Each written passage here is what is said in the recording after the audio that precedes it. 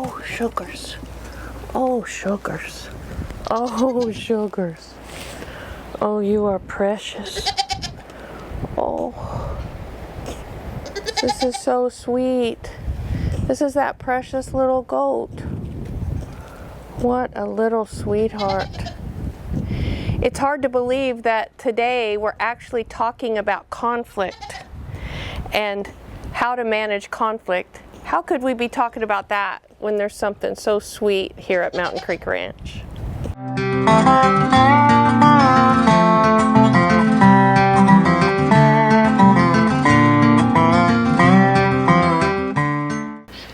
I'm standing in the middle of the petting zoo, which is the home of where most conflict at the ranch happens. So I'm here in the petting zoo at Mountain Creek Ranch to talk about conflict resolution. Why? Because we got all kinds of creatures out here and sometimes they just don't get along. When I say conflict to you, do you automatically get like the sweaty palms and kind of start to think about throwing up? If you do, you're pretty normal. People typically hate conflict and will honestly do just about anything to avoid it. I'm going to give you 3 steps that will help settle you a little bit so that you won't be so upset during times of conflict. Step number 1, I'm going to start with a little bit of a story. I was down in Ocala, Florida, and I was petting a horse that was worth a lot more money than me. And he had just won a few years ago the Kentucky Derby, so I mean he was worth millions. Well, as I'm petting him, he bit me. And my natural reaction when he bit me was I smacked him. I literally smacked him in the nose.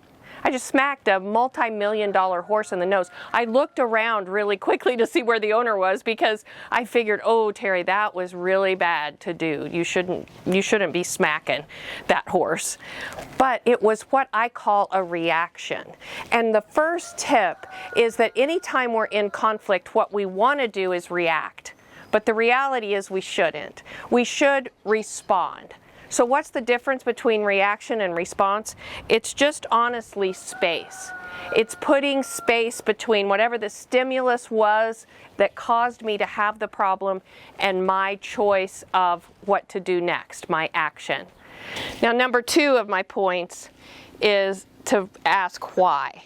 So what do I put in that space between the stimulus and what I choose to do with response? That space that lives in there, I put the question why. And first of all, I have to look at myself. Why am I so volatilely reacting to this? Why is this causing me a problem? Why am I so upset about this? Do I have fear? Am I not safe? What's the problem? And then I start to say, why is that other person acting the way they're acting? Why could they be that volatile? What is going on? And I practice a little empathy there and I say, why? Why would they act that way? What could possibly be happening in their life that would cause them to act that way?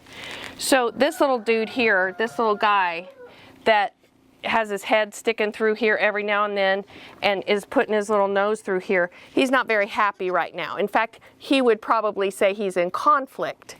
Because, why? When I was over there, he wanted over there.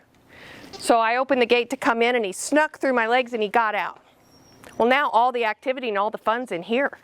So he's at conflict because he wants in on this other side. So when I stop and I go, why would he be trying to bite me? Why is he upstaging my shot here? It's because he wants out here where all the fun is. I promise you, if you put why in the space between your reaction and your response, you're going to have good success with that. Now let's think about the 3rd tip. What could it be? All right, so our 3rd tip on how to look and manage conflict is after I've put space in between my stimulus and my response, and then I filled that space with the question why. Why could I be feeling this way? Why could that other person be feeling this way? Why are we acting the way we're acting? The 3rd step then is to realize that I can do nothing about that other person's reactions. All I can do is affect what I choose to do. So the 3rd step is identifying one act that you can do that moves in a positive direction. Even if that means walking away, or if that means apologizing, if that means saying, could we have a conversation? There's lots of things that can go into that space. That third step is, what can I do? What can I do to change the situation that I'm in? Not what can everybody else do, but what can I do? So conflict is tough. I talk about conflict probably more than anything else. But conflict, if I can always remember to come at conflict with another human being from a place of sadness and not a place of anger, we'll all be better off. We'll see you at the ranch next time for Tales.